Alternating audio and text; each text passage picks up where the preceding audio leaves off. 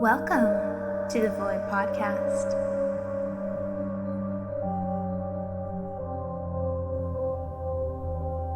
Speaking to you from the Void are Selena and Kori.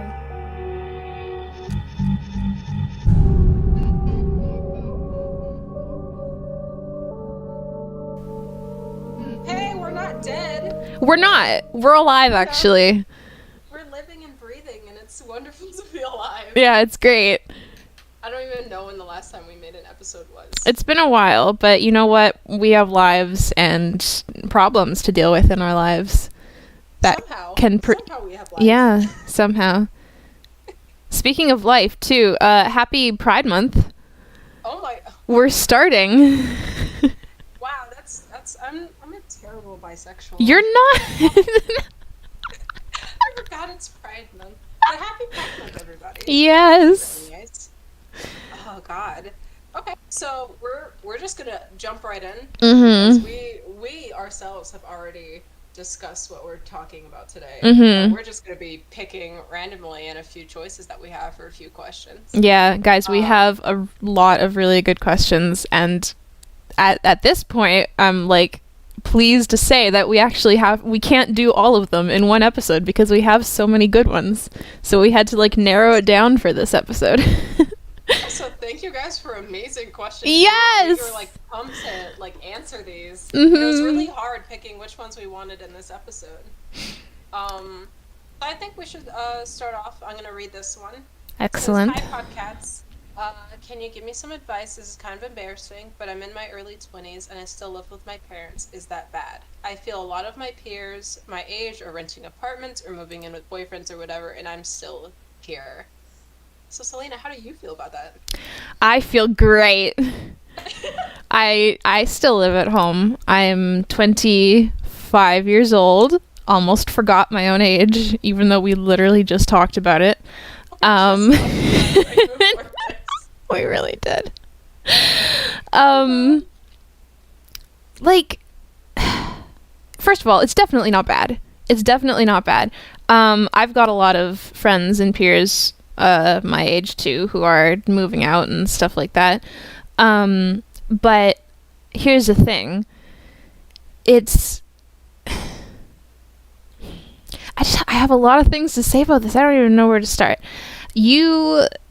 It's better, like, financially, first of all, if you save money. I've known people who, like, didn't move out until they were in their 30s because they were strategically doing it to, like, save money, which is smart. Like, that's not bad at all. That's pretty smart. But I also know that some people, like, super value, like, complete independence, and like that's what makes them want to move out super soon.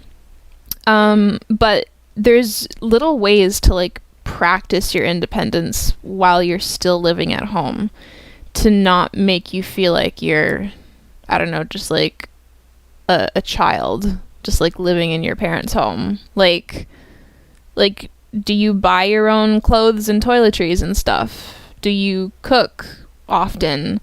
And, like, do your own grocery shopping, and do you do your own laundry? Because, like, if you do all of that stuff, you're not, like, that, you're still independent. So, it's more like you're just living with your family instead of living under your family, if that makes sense. Like, if, That makes yeah, sense. because if that's what my, because I talked about this with my life coach a while back, Ooh. because I was also like worried about moving out because I reached the point where I was like, I think I kind of want like more space to myself and I'd like to try living alone, but I'm nervous because I've never done it before, and like not even living in a place with like a roommate or something, just like completely by myself. And she was like, well, can you cook? And I was like, yeah, I cook all the time. And she was like, do you know how to do laundry? And I was like, yeah. And she was like, do you, like, earn money and, like, spend responsibly? And I was like, yeah, all the time. And she was like, you're ready. And I was like, oh my God, you're right. I am ready. Like, just take things at your own pace and it'll be fine. It's good if you have, like, a good relationship with your parents, too. And, like, you can live with them, because I know friends who don't and are like desperate to get away, or like were so desperate to get away that they left as soon as they could, a little bit too early, and then like floundered later on. So if you have a good living situation and like the only thing that's uncomfortable for you is like your own worried thoughts about if it's bad or not, it's not bad. Everyone's different. Yeah, I'm glad you mentioned the parent thing, because I was like sitting here and I was like, that's something that I wanted to bring up. If you are in like a very, if you know, have a good relationship with your parents, or have like a very like mutual, you can talk to them about certain things and you don't feel stressed living with them, or if it's something that's very manageable, I say live at home with your parents as long as possible and save up that money, so eventually you can, if you really want to move out, then you can. You know, my situation was more like, I love my parents, but there was a lot of stress living with them, and that forced me to move out. And I planned it out for months, and I while I was like really excited to move out, once I moved out, it hit me how homesick I was, and it hit me like, oh, I am now responsible for myself. Like I ended up having roommates, but it was like this intense like, okay, God, I have to do things on my own, and having to budget properly and make sure I'm not spending too much money on like things I don't need. And even now, it's like I'm in a good situation right now, but it's still something that like I have to be careful of my spending habits. But I'm responsible for me. And if I had a better relationship with my parents, I don't think I would have moved out. I think that, if I were in a more comfortable living situation, I probably would have waited it out, as long as I could, until I felt really ready to find my own place. And like I was telling you before we started recording, like society really makes it seem like, oh, by 20s you need to be out of the house, have a career, not even like just a small job, like a career. And all these lists of things that a lot of people older than us already had. So that it makes us feel like, oh, I'm 23 and I'm not a doctor yet. Like, you know what I mean? Like, it's all these ridiculous expectations, and that includes being, moving out. And as someone that just moved from one place to another, moving is exhausting. Like, I still have boxes that I haven't unpacked. I still have stuff that I haven't even begun to, like, I have to do change of address, and, like, when I moved out, open a new bank account, things like that, like things that I didn't really have to think about before. So, if it's something where you're just like, oh, I want to kind of have my own place. I'm in a pretty good place right now, but I want to be more independent. Like what you were saying, like doing little things and learning things yourself to make it you feel more self-sufficient, rather than like you're like feeling like your parents are more your roommates now. Yeah. Than your authority figures that you're relying on. Exactly. So doing more things yourself, and like, if you need something, just go out and get it. You don't have to like always rely on them for things, and it makes you feel good. Like I remember like going out for my own groceries and how good I would feel knowing like, oh, I'm only buying things for me. Or going out and doing things on my own. It felt great. So it's easy to, and it's also easy to compare yourself to other people around your age group who are following the standard in which a lot of older people have set. So when you compare yourself to that, you're going to feel bad. But you have to move at whatever pace is best for you, not for everyone else. Well said. Thank you. You're welcome. Tangent. Didn't know I was going to do that. Well, I'm so glad you did. Yeah. So you think we answered that one? I honestly think we answered that really well. Yeah. So I hope that upon hearing that you feel a lot better about your current situation and you don't feel as bad, because there's nothing to be ashamed of. There's nothing to feel bad about. You're moving at your own pace, then that's all you got to worry about. It's true. So then wait, what was the second one we wanted to answer? Was it the adult TV one? Yes. Do you want me to read that one? Yeah, go for it. Okay. So they said, man, I really adore this podcast. Thank you so much. Thank you. It's so fun hearing us rant about movies and things. And on that theme, here's my question. What do you think makes good adult TV? I don't know why I enjoy Always Sunny, but really don't like Family Guy. Maybe it's because Always Sunny is live action, so your brain is actually seeing batshit stuff happen to real people. How do you feel about adult TV, Selena? I don't know what qualifies as adult TV because I don't I don't even know. I think it's I hear a lot of people say things like, "Oh, well, you can explore like certain topics that like you might not be able to explore in children's TV," which is, true. But a lot of the times, like more and more like cartoons, for example, are coming out, like Infinity Train, for example, that deal with like really heavy things that like kids can still understand is the thing. Like kids are a lot more, I guess, perceptive or like smart than a lot of people give them credit for, and I still think that a lot of children would be able to like enjoy shows with like quote unquote heavier themes. So like this is one question that I was like really excited to sort of discuss with you to get your opinion on it, because I'm really not sure. I know that what makes good adult cartoons is not making them look like that. God, like, you don't even have to say it. Like, I'm sitting here and I'm like, I can picture like 5 of them. I know. They're just so ugly. There's certain adult cartoons that like are good in the sense of like I'm fine with them, but the reason I haven't touched them is because of the art style. Yeah. Like, so when it comes to like adult cartoons, is that like, my one thing is that they don't always have to be raunchy. Like, it's okay if they are sometimes, but like if that's your main theme, I'm probably not gonna.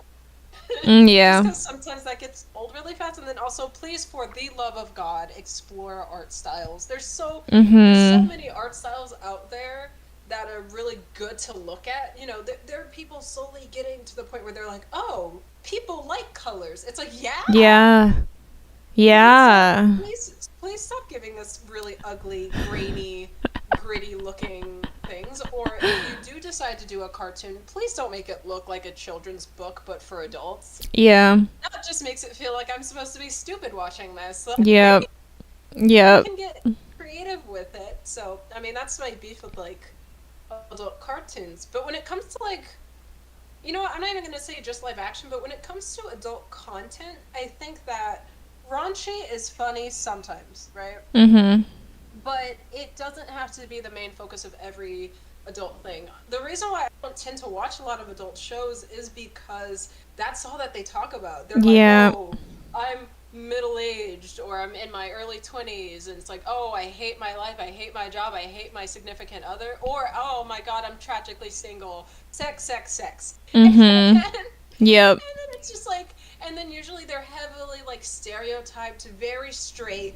Except for like one either canonically gay or queer coded character. Yeah. And they're like a very painful stereotype. Uh-huh. And, you know, it's like, you don't have to do that. I'd say, like, I think an example I'd like to say is, like, I'd say Brooklyn Nine-Nine's a really good one. I love Brooklyn Nine-Nine. In the sense of, like, you have... It's funny, because actually me and my boyfriend talked about this, and he said it in such a good way. You can have tropes, but add character. And it's like a chicken, and then just plain chicken, like a raw chicken, is the trope. And then the characterization is the seasoning, what makes the chicken good. Oh. So it's like that's such a good way to describe that. Yeah. Like, a lot of people are like, oh, this can't have tropes in it. And it's like, no, you're allowed to have tropes. Everything's going to have tropes in it. It's true. If you're creative with it, then more people are going to be interested in it. So, like, if you're used to having the very cocky, arrogant man in a show, you can, like, well, what if it were a woman? And it's like, you know, of course there are going to be people that are like, oh, no, she's a bitch, you know? Yeah. But then it's like, we're going to ignore them and keep going. Yeah. But what makes adult, you know, media, you know, they make it fun, they make it relatable, they kind of, you know, a change of scenery, change of pace. They don't they're not stiff with it. Mhm. You know, a lot of like, I don't want to say relatable humor because sometimes depending on how relatable it is, it's kind of cringy. Yeah. But, oh no. She has awoken. Oh god, I was so worried. So, hi podcast, meet my cat. Here, you can come here. Come here for your cameo. Oh, okay. No? She just wanted to say hi. She heard me talking. She said, "I have something to say on this question about adult TV." What do you have to say about adult television? Oh my goodness. I don't think she likes adult TV. Oh. She's very, very livid. Well then. But like, you know what? I'm gonna make a recommendation on like, I'm gonna say decent. I'm not gonna say good. I'm gonna say decent. Okay. Television. So there's a show on Paramount Plus. I'm using their free trial, and it's called Why Women Kill, right? And so don't get me wrong, there is some like, I'm gonna say like how they write like a bi character and a gay character. I'm like, right? Like it's just kind of like, yes, straight people wrote this. But other than that, the sheer drama throughout the show is one that's engaging. It's very entertaining. The colors are so good. The cinematography is really good. Like that, you have 3 different stories taking place in 3 different decades, and it's all in the same house.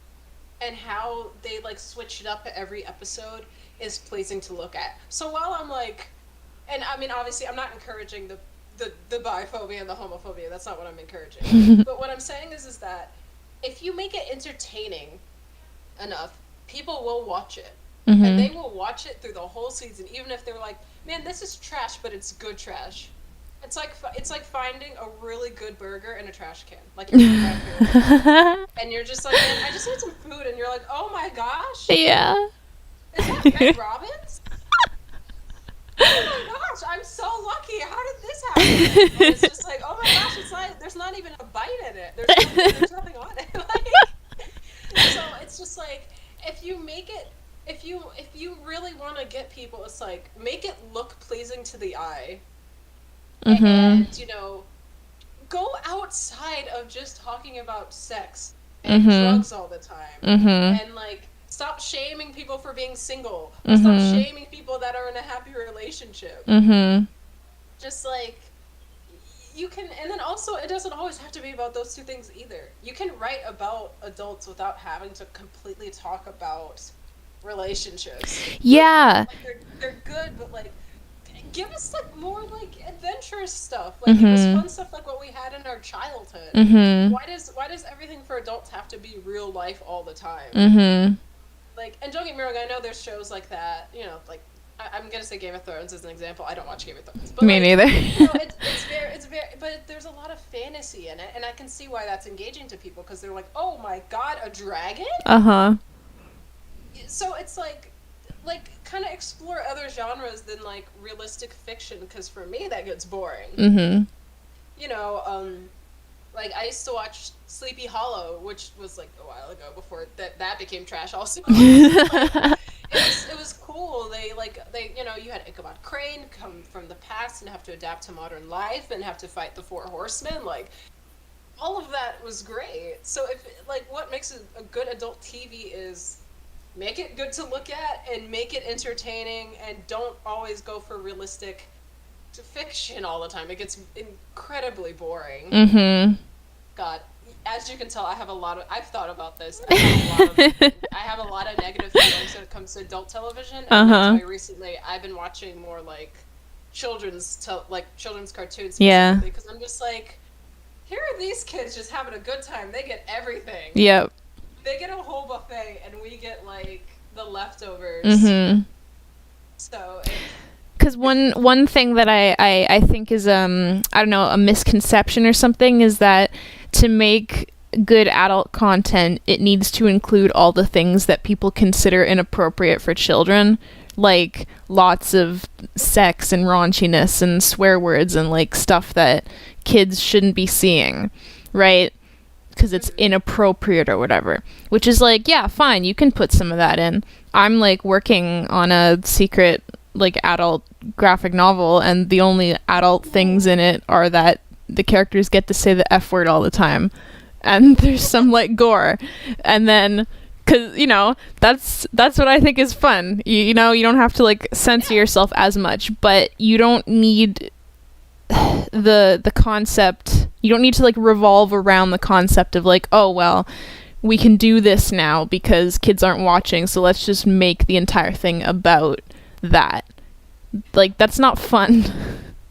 No, it's incredibly boring. That's why I don't watch like raunchy adult movies. Mm-hmm. Like, I find myself incredibly bored. I've gone to friends' houses and they're like, "This is one of the funniest movies I've ever seen," and I'm like sitting there and I'll like giggle, but I won't like laugh because I'm just like, this isn't entertainment. This is incredibly boring. Mm-hmm. And then like a nice break from that is like watching like like either superhero movies or like action movies. Like, like I will thoroughly say that Bumblebee is better than any other adult movie. I know we've talked about You're Bumblebee right. before. Of course. But like watch that movie over and over and over again because it's not an adult movie, it's just a movie. It's just a movie with a cool robot, and that's all that I need. It's true. And some people are why do you think so many people go to see all the Fast and Furious movies? It's not because that the plot is good. Yeah, Theo. It's like, car drives fast, crazy things happen, explosion? Like, no one watches Fast and Furious for like the well-written plot. It's true.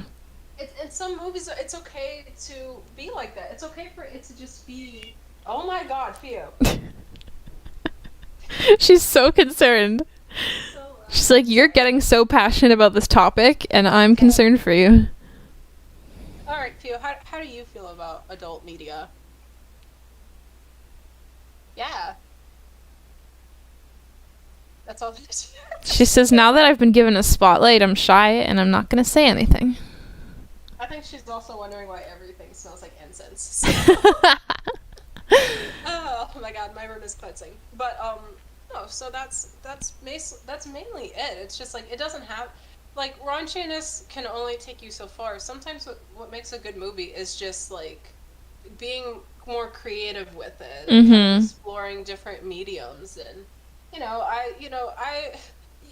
if that Muppets came out with like, I'm not even gonna say adult, I'm gonna put quotations because they technically had a show that was kind of more mature. Okay. But like if they released a movie right now and they're like, oh yeah, they're gonna just they're gonna make more jokes that adults will understand. I'm like, okay. I mean that was kind of like in the 70s, so you already have me.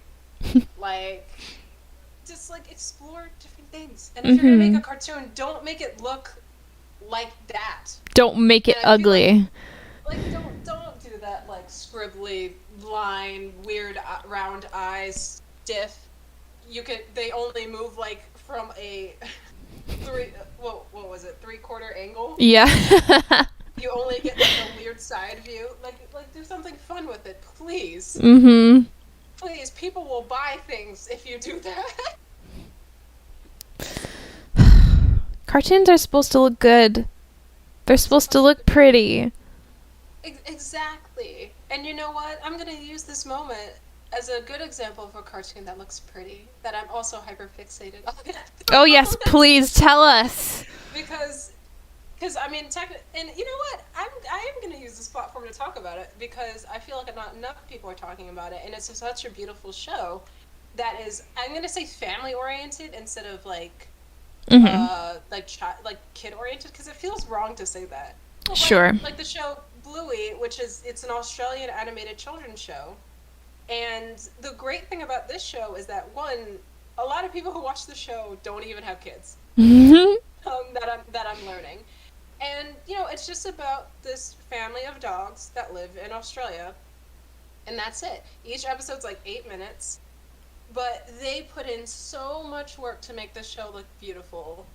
The music for it is just gorgeous. I listen to it all the time. I have a CD in my car of the album. I know I could just listen to it on Spotify, but I was like, I need a physical copy. And they talk about like really important things in life, and it's not even from just the two children's perspectives. It's also in the adult's perspective of like, enjoying little moments in your life and not, being so serious as an adult. Like, it's okay to have your responsibilities, but you're still allowed to have fun. You don't have to be serious. Not everything has to be taken seriously. And there's even moments in the show that get me so emotional I start crying because it's just so sweet. But I watched a behind the scenes video. I'll actually send that to you later. Sweet. And it was the process of how each episode is made and what they're going for, what they want the show to be. And it made me feel better because I'm like, oh, this isn't like a kid show. Like, this is for everybody. Mm-hmm. This is a show for people to take a break from life and feel better about things. It's very therapeutic, and I feel like more people need to watch it. And it's like, it's taking a medium that not only is it, it's like hand-drawn for the most part, but it's like they really take advantage of the fact that, oh, let's have this shot and have a detailed scene of a creek. Just for a minute. Just for a moment. And, like, then, you'll see this really beautiful scenery that they put more detail in than usual. And then you have this really uplifting music, and it's like the music swells, and you just feel this, like, sense of, oh, God, this is what it felt like to be a kid. And it's, like, things like that. It's, like, of course it's catered toward a younger audience plus family. But, like, they take it where they're like, oh, they work on each episode, like, each episode takes, like, a month. And they want people to feel good after watching it. And that's the intention of the show. Mm-hmm. So if your show is you want to have more action, then focus on that. If you want to if it is strictly drama, for the sake of drama, then okay, do that. But you don't have to stay within those genres. You can go outside of it and, like, do other things. Mm-hmm. Please. God. Also, while we're still on Bluey, before we leave that, the art, the backgrounds, amazing. I have never seen, like, not exaggerating, I've never seen a children's show before that had as an appealing background style, color scheme, anything. Like, I was looking on Tumblr through some of the work that people have worked on the show posted, and there was like a few backgrounds of like a supermarket or something, and I was just looking at them and I was so struck by how like appealing they managed to make like a supermarket, which normally, because I mean I work in animation, I've seen my share of like standard, like not super exciting backgrounds that you need to have because sometimes characters go shopping and like that's what you need to do, and like it's usually nothing special, it's just a superstore, whatever. But like that's the thing that really stood out to me with Bluey, is that they just made that superstore like I wanted to go there, I just wanted to live in it. Just the colors, and the episode you showed me where they were like really early in the morning, I was watching that and I was taken back to being like a small child when like I used to wake up super early and like it's just so good. It's just, and season 2 just dropped and I've been watching it, and it's just like same feeling. It's just like, oh man, I just finished season 1 like a week ago. What could change? And let me tell you, because I know you haven't watched much of it. Mm-hmm. Season 2 just like doubled on it. Really? Like, there's literally an episode where the younger sister Bingo is like, she's like, I'm gonna have a big girl sleep, and so she starts dreaming and she's in space. And it was so beautiful. The lighting that they did, the music that played in the episode, it's just gorgeous.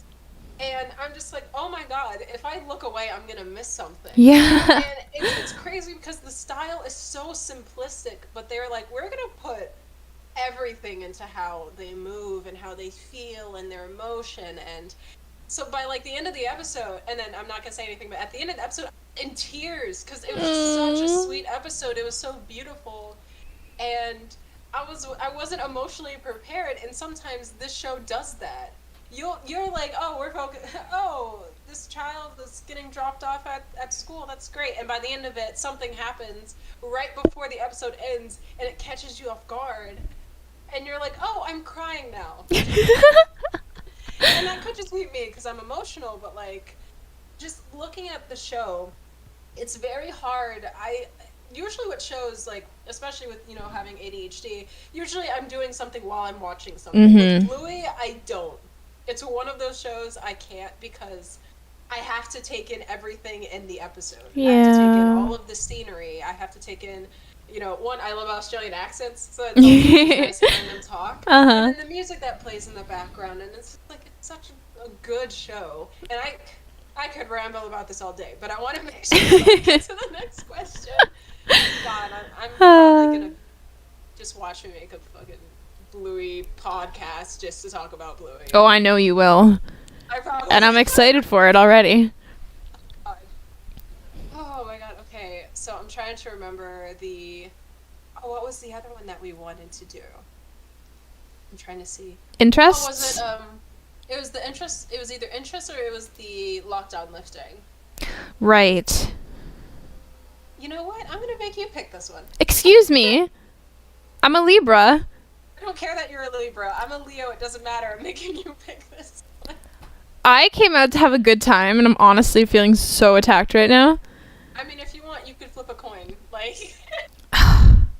Okay. You know what? I'm gonna look at my notes that I that I put together through this. Look at your notes. Okay. Let's go with the interests one. I'm so proud of you. Thank you. Okay, so I'll read off of this one. Oh, they even told me I don't have to read the whole thing. Don't care. So pretty much they were saying that I feel so defensive about aspects of myself and my disorder and my interests because growing up I was made to feel stupid or unwanted or whatever, but now I get weirdly jealous, I guess, when I see other people who have one of my things as their thing. Does that make sense? I know it's not the other person's fault though, and basically I guess what I'm asking is, do you have advice on how to be less cagey? I think so, yeah. Your interest in dealing with the whole I was like this first, I like that first rhetoric. Perfect. All right. First of all, can you hear the person weed whacking outside of my window? No. Okay, cool. I can, and it's driving me insane. So let me close my window for a second. Okay, no problem. All right, now I'm ready to answer this question. Yes. First of all, your personality traits are not what make you unique. It is your specific combination of these personality traits that do. And nobody is going to have exactly the same combination of personality traits that you do. And I feel sort of the same way sometimes as you. You know, like I don't feel like I've noticed people growing up like making me feel stupid about them, although that probably did happen and I'm just not putting two and two together yet. But I know based on like how much I've struggled in the past because of, certain aspects of my mental state, I sort of was like, okay, well, I need to learn to live with them, so I'll just romanticize them for my own sake so that I feel better about it. But then it got to the point where I was like, well, okay, well, I've put this into my personality now, and this is who I am, and even though it's something that I could work on and like get better at, maybe I'll choose not to, and I'll just keep it like this. I'm defensive of this. This is how I am. And I've even experienced moments where like I've had certain problems and then I've worked through them and I've either fixed them or I'm on the way to fixing them and felt pretty good about it. And then like I met someone who was like, oh yeah, I really struggle with that too. And they struggled just as much as I used to struggle about it. And I would get this feeling of like, oh, well, I need to jump in and reiterate that like I really struggle with that too, even though like I don't anymore. And it's a good thing that I don't, because it sucks to be struggling, but like I just feel defensive about it somehow, that I need to be like, oh yes, well, I'm like that too. And like so basically what I'm trying to say is I get it. I get that feeling that you have to sort of assert your personality, but it's dumb to feel like that. I know it's dumb to feel like that. It's hard to. I'm trying to look at my notes. I write notes down and then I ramble anyway. So I don't know what the point of writing down notes is. Here what I've got is, don't fixate so hard on your identity, I guess. Like, I get that wanting to have, like, that you want to have a solid identity that you can lay out for everyone to see. Like, I have this personality trait, I have this trait, I have this trait, this is a thing that I do, and this is me, and no one else can be like this. But I feel like people are a lot more complex than that, and if you limit yourself to, like, the things that you have always felt, it sort of prevents you from growing out of them, because the fact that we can change and grow is great. Like, we're not cartoon characters that have, like, a specific, like, trope or whatever that we have to, like, stick by in order to make people like us as a character. We're, like, people, and people will change lots of things. Aspects of our personalities, aspects of our disorders that we get better at handling and working through. And it's good that we can change, because then we can help other people through it and just feel better about how far we've grown, if that makes sense. A lot of sense, and honestly that was beautifully said. Thank you. I didn't know what I was saying that entire time. I'm sitting here, I'm like, no, I understand that Good. completely. And I think that, especially with being neurodivergent, I think that a big thing that we struggle with is identity, especially at a young age. Yeah.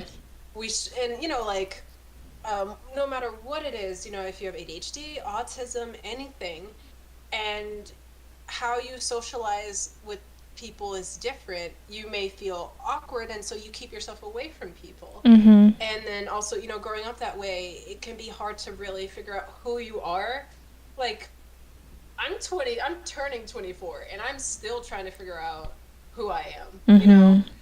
And so then we cling to things that we have in our life that make us feel whole, that Mm-hmm. whether it be a special interest or a hyperfixation or like anything, and we're like, this is who I am, this is what I have, this is mine, it's mine, and it's a part of me. So the feeling of getting jealous is like someone being like, oh, I like that too, and you're like, no, that's mine. You're not allowed to have that. No, that's mine too. Mm-hmm. But it's with anything, whether it be like a show or a game, or I'm starting to notice aesthetics. Like, people are using aesthetics as a way of coping as well with themselves, and to how they have to present themselves. Mm-hmm. And while it's fun to dive in, like, I like looking at aesthetics for fun, I like reading up on them and seeing, but one thing I found, like, I realized about myself was that, like, I started using it trying to find a way to show my identity. Yes. And it was stressful. There was one day, like, sometime, like, last year, and of course 2020, you're already, like, suffering cabin fever, so it just made it worse. But I was literally looking for an aesthetic to present who I am. I was switching things. I was like, oh, I have to radiate this. I have to be this. Mm-hmm. And it was causing me actual stress, because I'm just like, I don't know who I am. I don't know what I want to be. But then over the course of time, when I started realizing I need to kind of let it go, I need to relax, I need to stop looking at it, I realized I'm not going to fit a set aesthetic because I am my own person. I'm a mix of a bunch of things. Mm-hmm. And it's okay to have certain aspects of your interests a part of you, but it's not who you are as a whole person. You're and it's easy to be like, oh, well, I know who other people are, but who am I? Well, how do you view other people? Oh, they like this and this. They're very sweet. They like talking about this. They're majoring in this. Or maybe they're not going to college. They're just doing this. And so it's really weird, and it's really hard. but trying to view yourself almost like you're another person. And Mhm. it's okay. It's okay if you have to make a list of your interests. It's okay if you have to make a list of things that you like about. And it may be a weird thing. And most of this practice is like what I learned in therapy as like a way to kind of get myself more grounded and feel like, oh, I am a person with interests, and it doesn't have to be a set thing. I don't have to fit one category. I can like multiple things. I can like things that are very soft, and I can also like things that are very actiony and like more superhero. I can like things that are kind of creepy, but I can also like things that are really cute. Like Mhm. I don't have to like be one thing. Mhm. And it's okay if you want to switch it up sometimes. If you're like, oh, I want to dress more goth, that's fine. And then a couple months you're like, actually, I want to dress more soft. I want to wear pastels. Go for it. It's like it's okay. It's okay to explore in your identity. And with the feeling of I feel like that with the feeling of jealousy over time, when you start to kind of realize that that's not all who you are, over time, of course, you'll start to notice that feeling kind of goes away. Mhm. Like I know in the past couple of years that I used to get that feeling intensely. I used to get mad when people would like the same thing, which Yeah. is weird because it's like I also want to talk about this thing, Yeah. but I don't like it when other people are also like, oh, this is something that is mostly my personality. And I used to find myself getting angry. But over the Mhm. course of years, I've gotten older. I've learned more, calming things. I've started getting more in depth with myself and realizing who I am. So that feeling of jealousy has like gone away, and now it's a nice relief to find someone who is also interested, or like if I'm talking about something a lot and I can share that interest with them, then I'm like, oh, this is just something to, and now I have another person who I can talk to about this thing. Yeah. And Exactly. so then it can also help bloom some, so, you can start a conversation with that. If you see someone, if you follow someone on social media and they're like, oh, I started watching this and it's something that you like, it can spark a conversation with somebody and you can make a new friend out of that. And of course Mhm. that's a scary experience. That is anxiety level 10 for a lot of people. So I'm not telling you to like fight your anxiety, go talk to people. I'm mostly saying in the sense of it's a potential to kind of relate to someone else and not feel so bad and not feel so upset about it. But Mhm. I won't say it's like a bad rhetoric, but I will say that it is something that you should kind of like start to understand that it's okay for other people to like the same thing as you. Yeah. So that was a really good one. Honestly, I don't Mhm. even think about that often. Yeah. It's something that I used to think about like a lot. Like I would just feel very defensive and like, no, that's my thing. But I mean, I like it when I can share my things with people because Yes. we're always gonna have like different things at the same time. So it's not like we're carbon copies of the same thing. We're just sharing little bits and pieces with ourselves, And with I each other. mean, like, technically, we met through a shared. Well, like I had known of you, but like we really Mhm. started talking through a shared interest, which is Mhm. Utopia, Yep. and that went from like a very casual thing we talk sometimes, and now we're very close friends. Yeah. And that was me being like, oh, I could talk to this person about that. And on occasion I would, and then it developed into like a really valued friendship that I have. And now Yeah. here we are making a podcast together. Yeah. It turned into something so beautiful. It did, and it's only growing more every day. Mhm. God, that was such a good one. So Yeah. then, did you want to end on a light one? Let's end on a light one. Yeah, we have one more, and it's a very simple one. Yeah.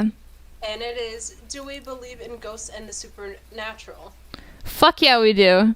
Yes, we do. To a terrifying degree, I believe in ghosts. I believe in ghosts, but I'm not going to do anything stupid to provoke a ghost. That's valid. I respect them. I think they're great. I would love to be friends with a ghost. However, I'm not going to outwardly try to anger a ghost. I see videos of people that are like mocking the ghost or yelling at it, doing things to provoke. I would never do that.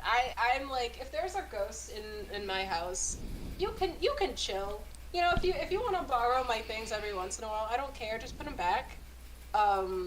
You're great.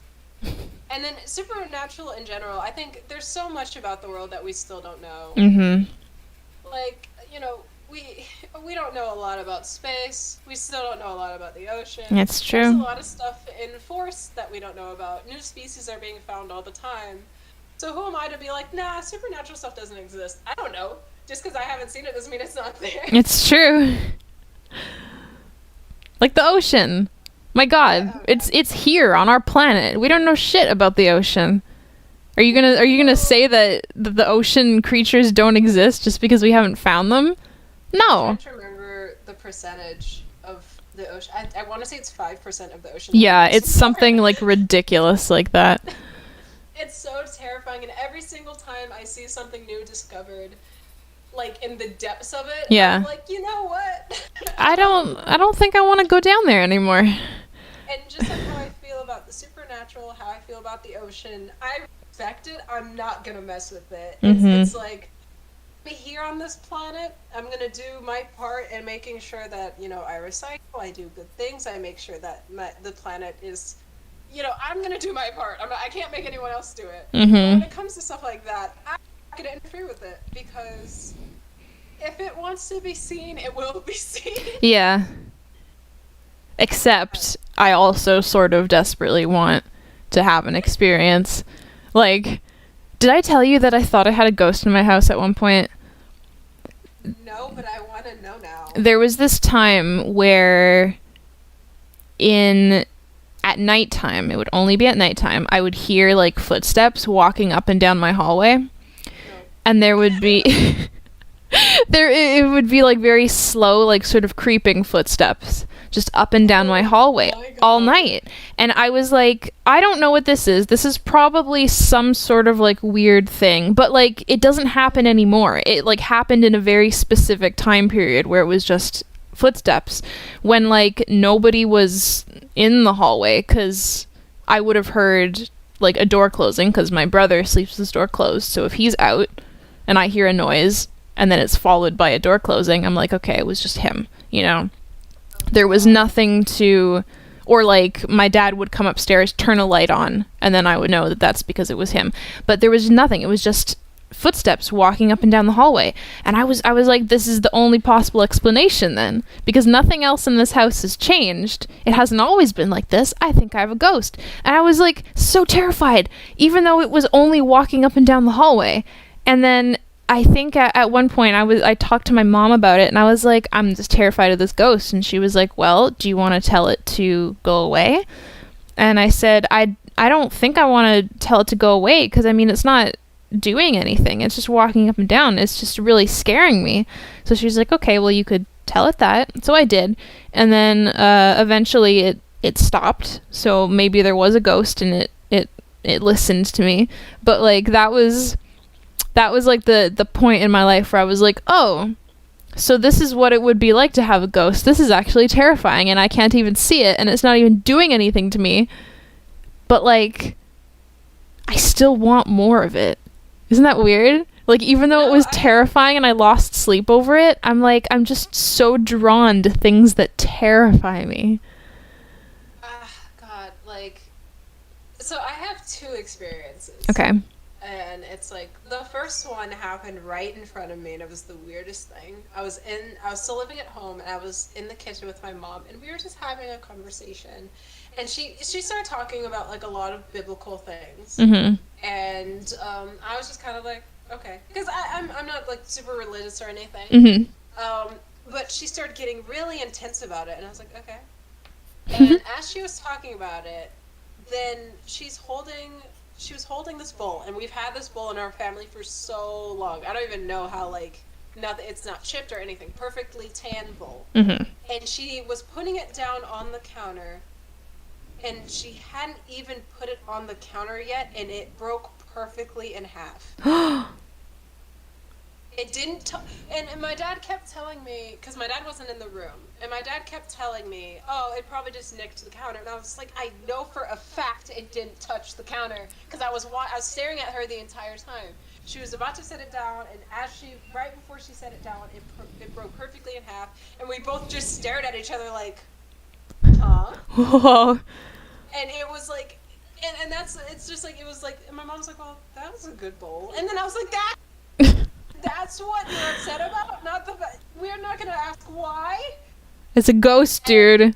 A ghost broke your bowl. And technically this is sleep, I got sleep paralysis, so that may kind of like change my story a little bit. Okay. But, so the biggest thing with sleep paralysis I've heard is it's more like a visual thing. I've never really heard of anyone that hears sleep paralysis. People say they saw something in the doorway. Yeah. And had like a, so I was in like my second semester of college, and I'd been pulling like 2 or 3 all-nighters trying to write this paper. And I finally went to sleep after I finished writing it. And I had a really creepy dream in the sense of me and my sister were like in this bookstore, and we went in like I'm gonna call it the Coraline door, because in my brain that's what I call it. Like, Love it. Little Coraline door. And we were in like this little tunnel, and we're crawling. And my sister was ahead of me, and she stopped. We were talking to each other, and then she stops talking. I'm like, hey, what's going on? And then something grabs her and drags her. And I wake up, and I was like, oh, that's scary. And then I'm like, oh, I can't move. Oh my god. Which, to anyone who gets sleep paralysis, oh my god, you understand just the feeling of like not being able to move any part of your body except for your eyes. Right? And it was so scary. And I was like laying on my back, and I was like, okay, well, like the only I had a fish tank at the time, and so the only lighting in that room was this fish tank. Oh god. So I'm laying on my back, and I'm like, well, I gotta wait for this to pass. I can't go back to sleep like this because I can't move. And so then I start hearing the noise of scratching, specifically like someone is scratching a comforter. Oh god. And I thought my sister was up, because my sister, she tends to stay up really late, and we were sharing a room at the time. And so I'm thinking it's my sister, and I'm like, oh my god, what is she doing? Is she like just like fidgeting or what? And so I by that point I was able to turn my head, and I was going to tell her to stop. But when I'm looking at her, and she's dead asleep. Oh god. She is in a deep sleep, and as I'm staring at her, I hear the scratching get louder. Ah! And I was just like, I was awake, and then I go, hello, and the scratching stops. Okay. and then I was like, and I said it again, and it was just nothing. It was absolutely nothing. It just stopped completely. And I was like, well, that was terrifying. And I waited a couple more minutes. My sleep paralysis, it lightened a little bit, and then I just turned, and I was like, I'm gonna go to sleep. I can't deal with that right now. That was too scary. Oh my god. That was one of the most frightening and I told my mom, and she didn't believe me. She was like, you're probably just tired. I was like, I know I was tired. That was a very specific sleep paralysis thing. Most people see things. I like heard something, I called to it, and it stopped. Like at that point, I don't think I was that out of it. That's really scary. Oh my god, if that had happened to me, I wouldn't have fallen back asleep. I would have just stayed awake, staring at my door with like wide eyes until morning. It was awful. It was so awful. And after I talked to my mom, I brushed it off, but then very recently I told my boyfriend that story. I told him about it. He was like, that sounds terrifying. Yeah, it does. I was like, it sure was something, but I'm here now, so I'm okay. That's why it's like my like whole thought process when it comes to the supernatural is I definitely believe in it. I'm not gonna mess with it. I'm never gonna buy a Ouija board. I'm never. Oh my gonna god, try to no. hack anything. I personally don't understand witchcraft. I think it's amazing. Not messing with it, because I don't understand how to do things right. So it's like I'm respecting from a distance. If someone were to talk to me about that kind of stuff, please tell me about it. I like to know everything, and like what not to do, how not to provoke spirits and things like that. I'm just trying to have a good time while I'm here on Earth. I'm not trying to make anyone mad and like get murdered early. Oh my goodness! But so that is our last question. Yeah. Okay, and we're gonna do the other ones in the next episode. But thank you guys so much for all of these amazing questions. Yes. So many good ones. We should probably let them know where to put more questions in case we have new listeners or anyone that wants to add questions. You're right. So we've got a cool Tumblr called The Void Podcats. ST, not TS. No, I did it wrong. TS, not ST. It's cats, not cast, because that URL was taken for some reason. The Void Podcats at tumblr.com. And you can message your questions there. Or if you prefer to leave your questions in the comments of the YouTube video, you can do that too. I just constantly forget to check them, and I'm sorry, but we'll get around to it eventually. And hopefully by our next episode it will be a lot sooner, but life's just been busy. So, Life's been busy. And this is it's mostly just for fun. So we want to just do it when we feel like it. So yeah. You know what? You can wait. You all can wait for whenever we want to do it next. It could be a year from. We would never. It would never be a year. This podcast is too fun to ignore it for a year. Absolutely not. I would be so mad at myself if I forgot for a year. Right. I would need you to yell at me. Thank you guys so much for listening, and we will see you next time. We will see you next time. Bye. Bye.